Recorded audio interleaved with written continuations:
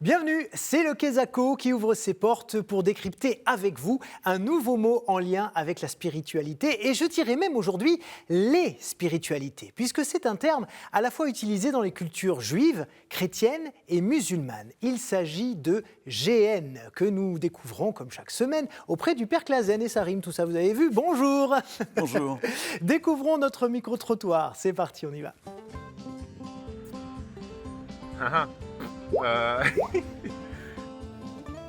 Là, pour moi, c'est une colle. J'ai déjà entendu ce mot-là, mais je ne saurais pas vraiment le définir. Alors GN, chez moi c'est un peu bizarre, c'est des gens qui se réunissent dans un champ, ça veut dire grandeur nature, c'est pour refaire des événements historiques comme le Moyen-Âge ou ce genre de choses, donc ils se déguisent, ils sont en costume, ils vivent comme au Moyen-Âge pendant 24 ou 48 heures, voilà. Le diable. On n'ira pas tout droit au paradis, on ira à la droite du diable. Je sais pas, peut-être la religion juive, mais je sais pas vraiment. L'enfer. Donc, comment dire, la punition. En fait, si on ne va pas au paradis, on ira en enfer.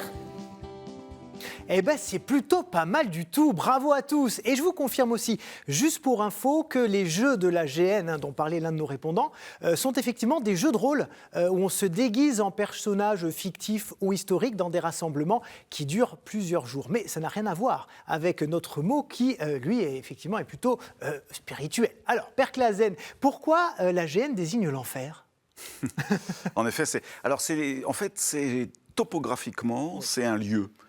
C'est une vallée, enfin un escarpement qui borde Jérusalem par le sud.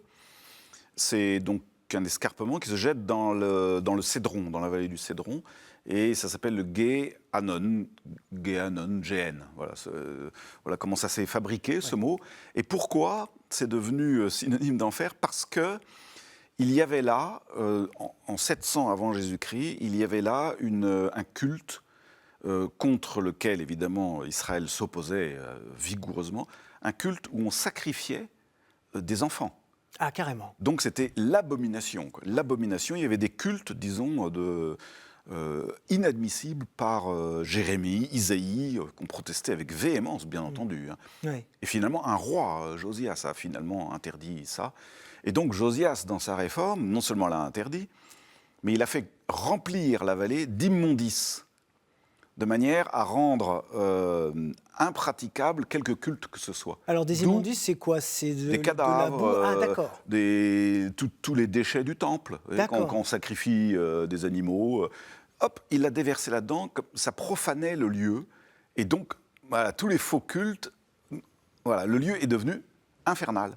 D'accord. Voilà. Mais qui étaient ces gens qui pratiquaient ces cultes envers les enfants ? Est-ce qu'on sait ? Oui, il y a eu plusieurs... Israël, on a des traces dans la Bible de ça, avec même un certain nombre de rois d'Israël qui ont été tentés de le faire, en imitation. Ah oui, de ce qui se avec, passait autour. alors c'est évidemment des actes complètement abominables. C'est censé apaiser la colère des dieux.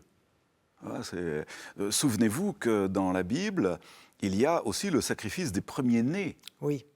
C'est abominable. Alors évidemment, Israël a tout de suite dit, mais non, façon de parler. C'est-à-dire, c'est juste pour vous dire que la vie appartient à Dieu. Et il ne s'agit évidemment pas de tuer vos gamins, mais de les référer, de les offrir à Dieu. Et donc c'est comme ça qu'un lieu, effectivement, a basculé en fait en espèce d'espace symbolique. Oui, l'abomination. Ouais. C'est ça. Et alors, quelle était quand même la différence entre GN et Sheol à cette époque ? Parce que le Sheol avait une importance chez les Juifs. Ah oui, alors le Sheol, c'est le lieu des morts, sans connotation infernale. Donc c'est quoi ? C'est un lieu où les âmes arrivent, mais sans jugement en revanche, c'est voilà, ça sans jugement, sans condamnation, sans souffrance. C'est tout simplement le lieu des morts. Ouais. Un peu l'équivalent de l'Hadès chez les Grecs. Voilà. Et donc, du coup, la GN a tout de suite pris, par contre, un côté où les âmes impures allaient à l'intérieur. C'est abominable, c'est souffrance, c'est vraiment abject. Enfin, voilà, Et dans le Nouveau Testament, alors, est-ce qu'ils en parlent de ça ? Jésus y fait référence une fois, et il y a la trace dans chacun des évangiles synoptiques. Par exemple, vous savez, quand il y a le pauvre Lazare et le riche, qui n'est pas qualifié de mauvais d'ailleurs, il est juste qualifié de riche, eh bien, il est à la géhenne. Et il prie Abraham en disant « Je souffre atrocement dans ce lieu ».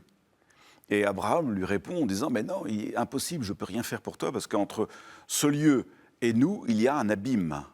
Donc voilà, ça c'est une référence. Une deuxième dans Marc, puis il y en a une troisième dont je ne me souviens plus. Dans Marc, c'est quand il dit si ton œil te tente, te conduit au péché, arrache-le. Il vaut mieux rentrer au ciel avec un seul œil que de rentrer avec ses deux yeux dans la géhenne. Ah oui. Voilà. Donc c'est des allusions. Mais le Christ n'a pas d'enseignement explicite sur la géhenne. Alors finalement, en temps de carême, pourquoi est-ce que c'est important de savoir ce qu'est la géhenne et au niveau symbolique, en fait, surtout tout ce que ça implique? Ouais, je crois que c'est pas très important de savoir ce que c'est que la géhenne. Ce qui est très important de savoir pendant le temps de carême, c'est que l'idolâtrie est toujours une abomination. Alors aujourd'hui, on sacrifie plus nos gosses, quoique on est prêt à sacrifier nos gosses pour le succès dans les bonnes universités. Oui. On est prêt à sacrifier nos gosses en les gavant de loisirs onéreux. Oui. On est prêt à sacrifier nos gosses, etc. Oui. Bref, l'idolâtrie est encore là. Et elle est toujours abominable, elle est toujours abjecte. Sauf qu'aujourd'hui, on n'ose plus l'annoncer. Quel est le prédicateur qui va engueuler ses paroissiens tel que le faisait Jérémie en disant c'est abominable l'argent que vous dépensez pour vos vacances. Oui. Quel est le prédicateur qui va dire ça? Et justement, entre parenthèses, Jérémie et Isaïe, quels accueils ils avaient quand ils prêchaient ça? Les gens devaient dire, mais lâche-nous, à un moment donné. Mais Oui. Alors, quand Jonas a fait ça, quand le roi Josias a fait sa réforme, en fait, les prophètes avaient convaincu le roi, et parce qu'il fallait quand même, il y avait un vrai projet politico-religieux de restructuration, de réunification. Et donc tout le monde a suivi. Mais en effet, les prophètes ne sont pas très très bien entendus. Bon, c'est le propre d'un prophète. Mais il n'empêche, on garde en mémoire ce qu'ils ont dit. Ça fait partie petit à petit des livres de la Bible, ce qui prouve que c'est jamais sans effet. Merci beaucoup, Père Clasen, d'avoir été avec nous cette semaine encore et de nous avoir magnifiquement éclairé sur ce mot. Et puis un grand merci à tous d'avoir suivi cette émission. À la semaine prochaine. Ciao.